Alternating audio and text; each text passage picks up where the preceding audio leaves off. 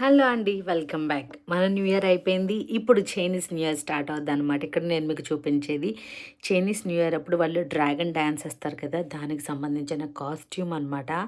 అదైతే చాలా బరువుంది. వాళ్ళైతే టచ్ చేయొద్దని పెట్టారు కాబట్టి టచ్ చేయలేదు.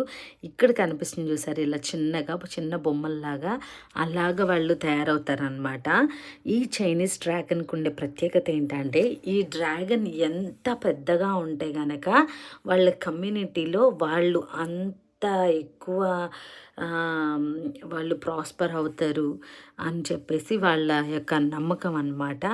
అలాగే ఇక్కడ చైనీస్ వాళ్ళకి సంబంధించిన వాళ్ళ ఇంట్లో పెట్టుకునే డెకరేషన్స్, వాళ్ళ జ్యువెలరీ, వాళ్ళ బట్టలు, తర్వాత వాళ్ళకున్న సమస్తం అన్నీ కూడా వీళ్ళు ఇక్కడ పెట్టడం జరిగిందనమాట.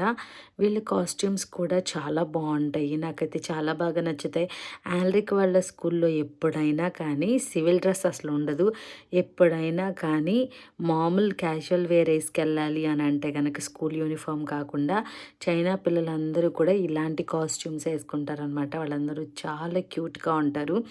మీ అందరికి కూడా ఈ వీడియో నచ్చినట్లయితే లైక్ చేయండి, షేర్ చేయండి, సబ్స్క్రైబ్ చేయండి.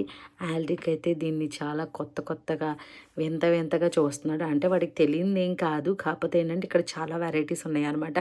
ఆల్రిక్ చెప్తూ ఉన్నాడు, నా ఫ్రెండ్స్ ఇలాంటి డ్రెస్సులు వేసుకొని వస్తారు స్కూల్కి అని చెప్పేసి.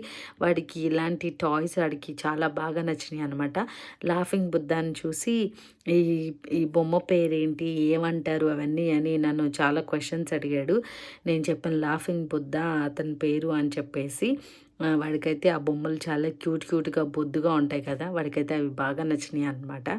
తర్వాత ఇక్కడ అన్ని స్టాల్స్ అన్నీ కూడా ఈ చైనీస్ న్యూ ఇయర్కి సిద్ధమైపోయినాయి. కాబట్టి చైనా వాళ్ళు మనకులాగా వన్ డే కాదండి, వాళ్ళు 15 days న్యూ ఇయర్ వాళ్ళు celebrate చేసుకుంటారనమాట.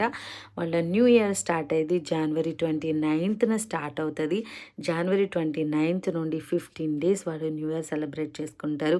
Anyway, thank you so much for watching. నేను ఈ వీడియో ప్యారిస్ మార్కెట్లో తీశాను, అంటే చైనా మార్కెట్ అని కూడా అంటారనమాట. Thank you so much for watching.